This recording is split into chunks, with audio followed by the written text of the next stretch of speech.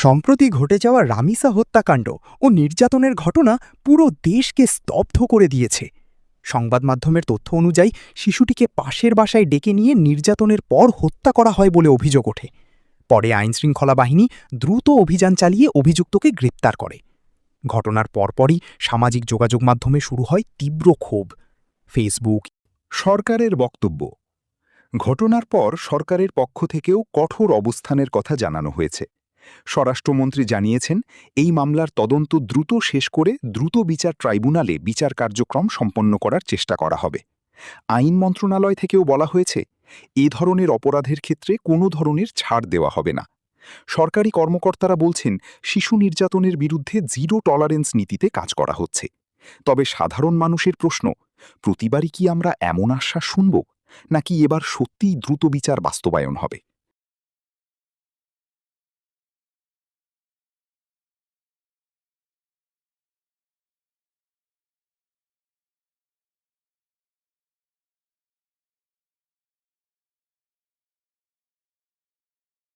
প্রশাসন ও পুলিশের ভূমিকা।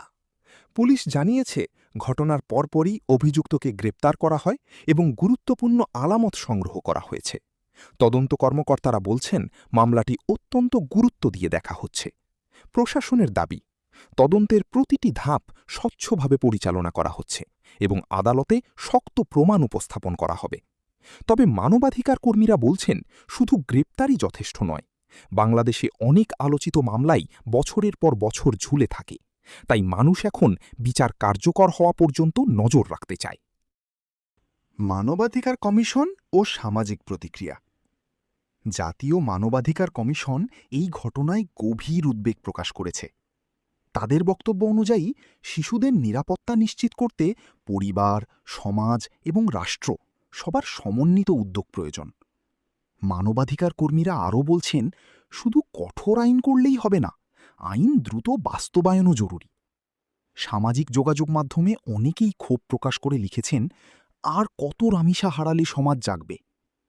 এদিকে কিছু মানুষ ভিকটিম ব্লেমিংয়েরও চেষ্টা করেছে, যা নিয়ে তীব্র সমালোচনা সৃষ্টি হয়েছে। বিশেষজ্ঞদের মতে, এই মানসিকতা অপরাধ কমানোর বদলে অপরাধীদের উৎসাহিত করে। তারা বলছেন, শিশুদের নিরাপত্তা শেখানো যেমন জরুরি, তেমনি সমাজের মানসিক পরিবর্তনও অত্যন্ত প্রয়োজন। বিশ্লেষণ ও বাস্তবতা। প্রতিবারই এমন ঘটনার পর দেশ উত্তাল হয়। মানুষ রাস্তায় নামে, সোশ্যাল মিডিয়ায় প্রতিবাদ হয়। কিন্তু সময়ের সঙ্গে সঙ্গে অনেক ঘটনাই হারিয়ে যায় আলোচনার বাইরে। তাই এবার সাধারণ মানুষ বলছে, রামিসার ঘটনা যেন আরেকটি ভুলে যাওয়া নিউজ না হয়। কারণ একটি শিশুর নিরাপত্তা নিশ্চিত করা শুধু পরিবারের দায়িত্ব নয়, এটি পুরো রাষ্ট্র ও সমাজের দায়িত্ব। রামিসা আজ আর আমাদের মাঝে নেই, কিন্তু তার জন্য ন্যায় বিচার নিশ্চিত করা আমাদের দায়িত্ব। আপনি কি মনে করেন, শিশু নিরাপত্তা নিশ্চিত করতে কী পদক্ষেপ নেওয়া উচিত? কমেন্টে আপনার মতামত জানান। ভিডিওটি ভালো লাগলে লাইক, শেয়ার ও সাবস্ক্রাইব করুন। আপনার সঙ্গে আছে মিস্ট্রি সিক্রেট জোনে। আল্লাহ হাফেজ।